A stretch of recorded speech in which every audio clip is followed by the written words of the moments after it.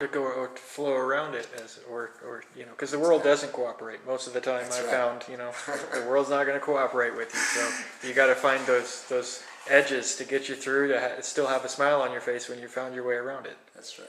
And I think jiu-jitsu, like you said, it's a very immediate sort of feedback that you get from jiu-jitsu. You know whether you've won or lost because you just had to tap. Mm-hmm. And because you know the other person isn't cooperating and you're not expected to cooperate with the other person, there isn't anything insidious or untruthful about it. It simply is what it is. And sometimes you're going to dominate and win, and sometimes you're not. And if you let those situations where you don't dominate and win overpower the other situations, well, then you lose. But what you figure out in jiu-jitsu is, look, if I just analyze the situation, the next time that I get into this exact set of circumstances, I'm going to have the right answer. And the confidence that you get from knowing that you can analyze the facts, not be scared of the truth, and then actually use those facts, circumstances, and contexts to come up with an answer that's going to work for you based on those principles that you've learned. It gives you a confidence that you just can't get. You can't buy it anywhere else. You can't get it from outside. You can't get it because somebody says this will work. Do it this way. I've done it this way, so it will work for you too. That's all helpful information, but it doesn't prove to you that it will actually work. But then when you go and you start doing it, you figure out, well, will it work for me? Will it not work? You for have me? to find in out for jiu-jitsu, yourself. you always have to ask that question because you'll find guys, they can do this sweep. You can't do it. Why not? Well, it might be you're just doing it completely wrong. Okay, they can show you how to do it right. But it might be, oh no, look, I had an injury with my knee earlier and now it's really hard for me to kick like that. You make it look so easy, but I can't do it like that. I simply can't do it like that. Physically, maybe. Oh, but there's another way. There's another way around. And now I found it, and these guys don't know. Because I tried, but then when I couldn't get it to work that way, I didn't give up. I tried it a little differently. Well, now I created a whole new move. Nobody else knows it, and I keep catching them with it. That's sweet.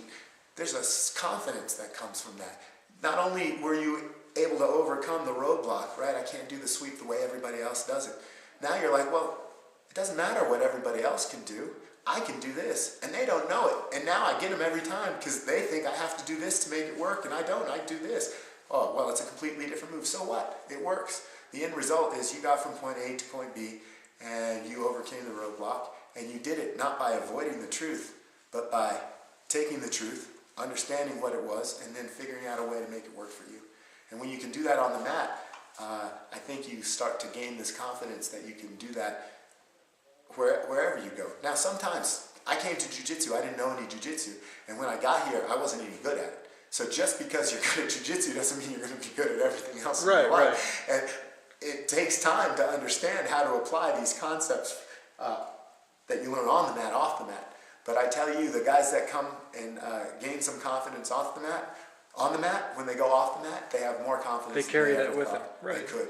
And they have a confidence that's not built on somebody else telling them how good they are. They have a confidence, it's self-confidence that's built on knowing how good they are because they spent their time on the mat, they applied the principles, and they had a good success and result.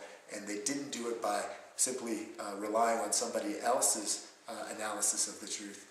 They looked at it, they know, and they were able to achieve and succeed. And when you breed confidence like that, that kind of discipline that comes from the inside, that kind of confidence, self-confidence that comes from the inside, not from somebody just telling you you're great, but knowing that guy, he's 250 pounds, and I just swept him 6 times tonight. I weigh about 25. And he wasn't trying to let me sweep him. Right. He could not stop me. Well, nothing else is going to stop you if you put your mind to it. Sometimes it takes time. You didn't get your jiu-jitsu overnight. A lot of guys, they spend 3-4 years playing jiu-jitsu and they're still blue belts. That's okay, because in the end, through that process, they're going to forge that self-confidence. And once they have, there's no taking it away. So that's what jiu-jitsu has. Is that's something do you stress that to the new student that walks in the door, that it's just going to take some time to stick with it, or? Well, that goes back to why it's so amazing to train with someone like Professor Dave Ruiz, because he's got a method to teach you quickly and effectively and efficiently about how to be good at jiu-jitsu fast. and everybody wants to be good fast. And what you find is that, well, if we can get you to be passively good pretty quickly, you're going to take yourself all the other steps. And so you tell guys when they hit that roadblock and they just feel I'm at a plateau, I'm not getting any better, that it takes time. But for the beginners, for folks who come off the street and want to learn jiu-jitsu, we're going to give them those basics: functional, effective technique, quickly, efficiently, and we're going to make them good fast, and that's just going to breed success in the long run. So we can shortcut some of those steps, but in the end, like I said, it really is self-confidence, and that doesn't develop from one experience. That usually develops from multiple experiences, proving to yourself that you have what it takes. But since we roll on the mat every night, at the end of practice, you do your basic techniques, but then you use these techniques in a situation where the other guy isn't cooperating and you're not cooperating, and you get to see who ends up dominating. You develop that pretty quickly, and it will take you as far as it needs to take you. Okay. Is there anything of importance that you wanted to say, or anybody that you wanted to throw a shout out to that might be watching this later on? Well, no, just a big thanks to my jiu-jitsu family. You don't get better alone. You can't train jiu-jitsu alone. There are things you can do to make yourself physically more capable, but jiu-jitsu requires training partners, and it requires instructors. It requires a family, really.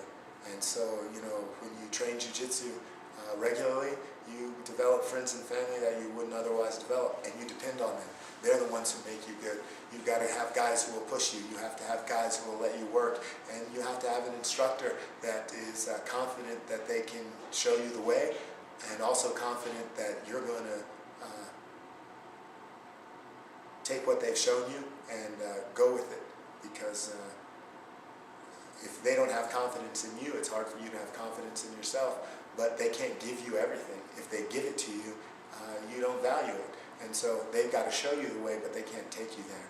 You've got to go yourself. And good coaches and a good team, they make all that possible. So the only shout out I want to give is to my jiu-jitsu family, and say thank you for letting me be involved in this wonderful art, and for letting me be part of the CBJJ family. All right. Thanks for your time, Sean. Sure.